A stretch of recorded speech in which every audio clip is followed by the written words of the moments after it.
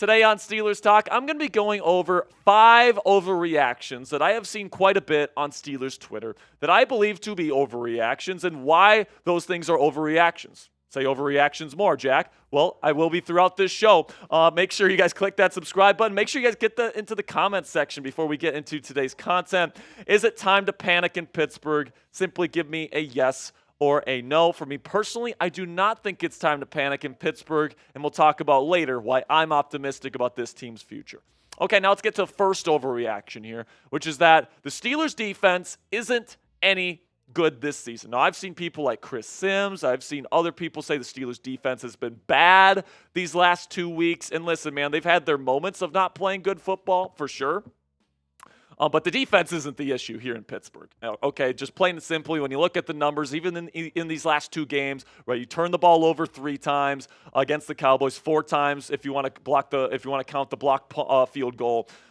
This offense or this defense has actually done a pretty darn good job at limiting points, limiting yards, getting to the quarterback. I still think, especially when you get Alex Highsmith and Nick Herbig back healthy, this defense is going to be among, if not the best, defense in the National Football League. But plain simply, man, if we're going to be honest, the Steelers defense was gassed at the end of the game against the Dallas Cowboys. Now, why was that? Number one, they had a bunch of injuries on the defensive line, so defensive linemen had to play a lot of snaps towards the end of the game. And whenever you're not load managing those guys, or you're not rotating guys in, you're going to get gassed by the end of a football game. And then number 2, Pittsburgh had a hard time getting off the field. There's lots of long, prolonged drives for the Dallas Cowboys. They got into the red zone a number of times. And yes, the Steelers made big plays to take the football away, but they were still on the field for long portions of time, and they were absolutely tired by the end of the game, where the Cowboys were able to conduct a game-winning drive. And you look at the Cowboys, man, on third down, just couldn't get them off the field, man. 9 of 15, they had a really good plan on third down.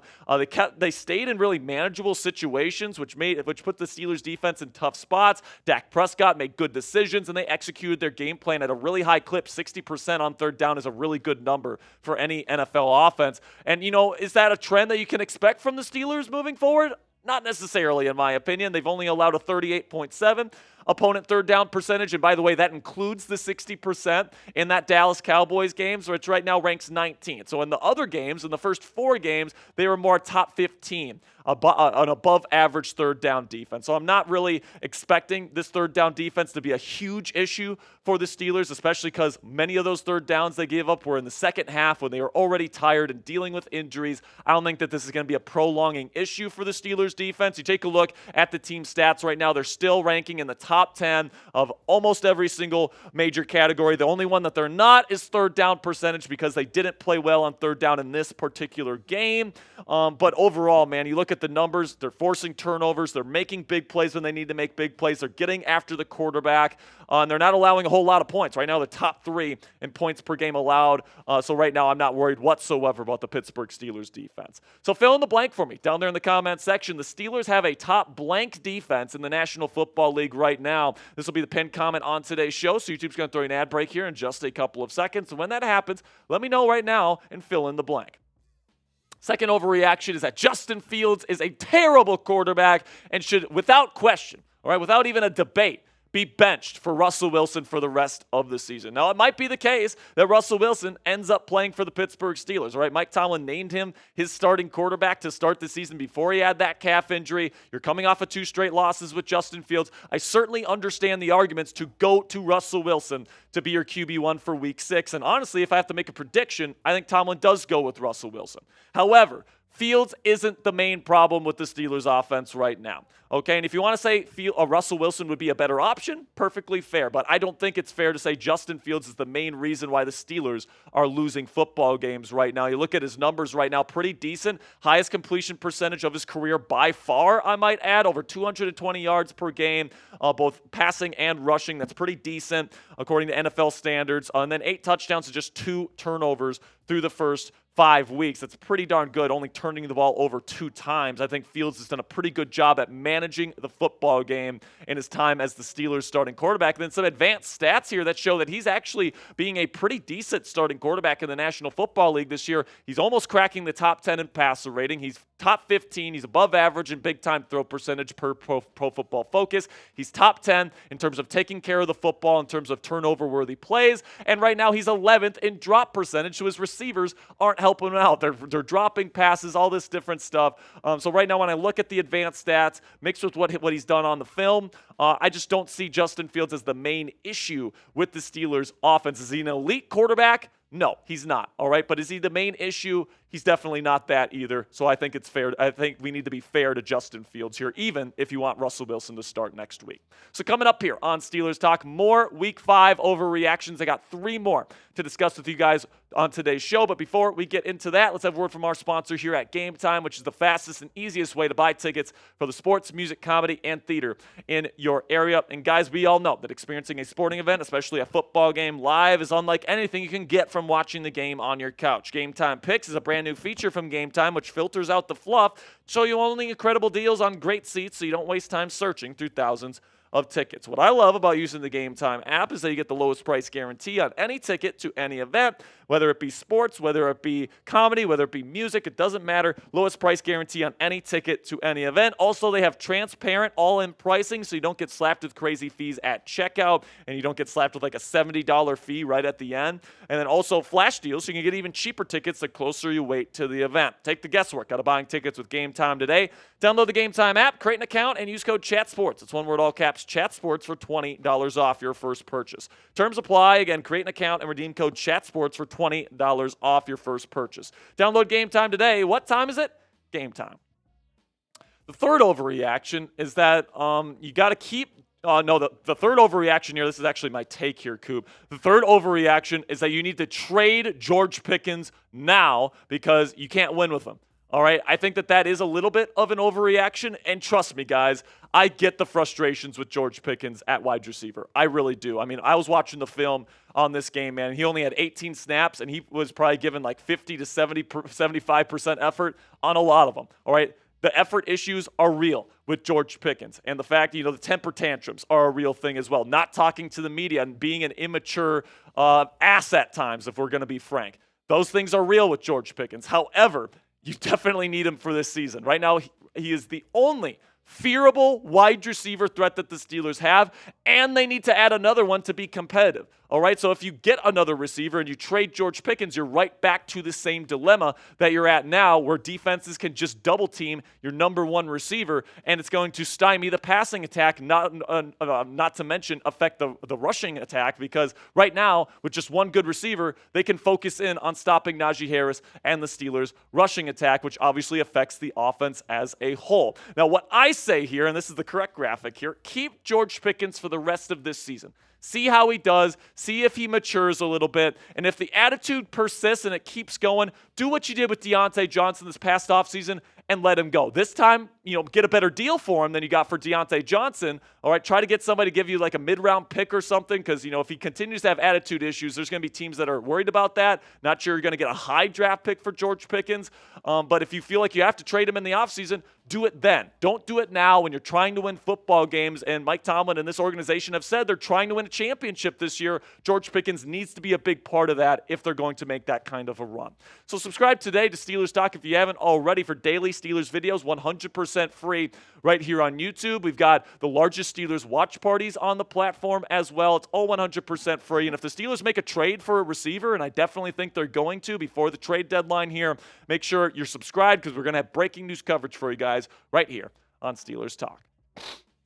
The fourth overreaction is that it's time to fire Mike Tomlin. Now listen, man, I really do understand the gripes when it comes to Mike Tomlin, especially this season, all right? There's some things that Mike Tomlin has done this year that really make me scratch my head, okay? And I definitely understand some of those critiques that people bring up when it comes to his record, when it comes to everything that he has done as the head coach of this team, particularly over about the last 5 to 10 years. And, you take a look at the list of gripes here. Multiple whiffs at offensive coordinator. Arthur Smith hasn't had a great start. Now, you can chalk that up to not enough playmakers, not the best quarterback in the world. You can say whatever you want, but Matt Canada was a whiff. I mean, he's had multiple chances to pick an offensive coordinator here, and since really Todd Haley, there hasn't been anybody worth their salt here as the Steelers offensive coordinator, and that falls on the guy making the decision of who to hire, and that's Mike Tomlin, all right? So plain simply, he deserves the blame for that. Then he hasn't developed a quarterback. Now, you might be saying, Jack, he's a defensive head coach. He's not going to develop the quarterback. Sure, but he's picking the guy that's developing the quarterback, and he is in the room choosing who his quarterback is going to be. He picked Russell Wilson. He picked Justin Fields. If they both fail, part of that is on Mike Tomlin. He picked Kenny Pickett. That guy failed. That's a little bit on Mike Tomlin, all right? Also, there's way too many trap games, particularly at home, all right? Coming off of wins against inferior opponents, this guy loses too many games that he should win, particularly at home against inferior opponents, and that drives people up a wall. I completely understand that. And then no recent playoff success. Now, obviously, you need to have a top-flight quarterback usually to have success in the playoffs. They haven't had that since prime Big Ben, which we haven't had since, 2017, 2018. So, listen, man, I don't think necessarily all that's on Mike. I think that he's done a really good job keeping this team afloat despite some really bad offensive and quarterback issues. But like we discussed, he's part of the issue with that too. So listen, man, I think Mike, like usual, is going to figure it out. I think eventually the offense is going to get going. I think they're going to pick up a veteran wide receiver that fixes the offensive issues. It's going to get the run game going, especially when Jaylen Warren gets back to hopefully fully healthy and can become a playmaker for this team. And then the defense is going to be just as good as they're playing right now. And down the stretch, this is going to be a very hot football team, and they're going to make the playoffs. And then the way that I would be okay if the Steelers fired Mike Tomlin is that if they lose a bunch of games, they don't make the playoffs, and they're in the position to draft a quarterback next year. And it seems like there's going to be more quarterbacks than we originally thought that are going to be first-round talents in next year's NFL draft. So listen, man, if you're in the position to draft one, I'd say fire Tomlin, bring in a new, bright offensive mind to develop that young quarterback, and start over with a new QB, and wish Mike Tomlin the best of luck elsewhere. So make sure you guys click that thumbs up icon if you haven't already here before I reveal this final overreaction to help out the channel today. If you're feeling generous, liking the video is really the easiest way to help out our show. It tells the YouTube algorithm that you're enjoying our channel. So if you want to help out the channel today, make sure you click that thumbs up icon. The final overreaction here is that the season is over. The Steelers suck. They're not going to be a playoff team.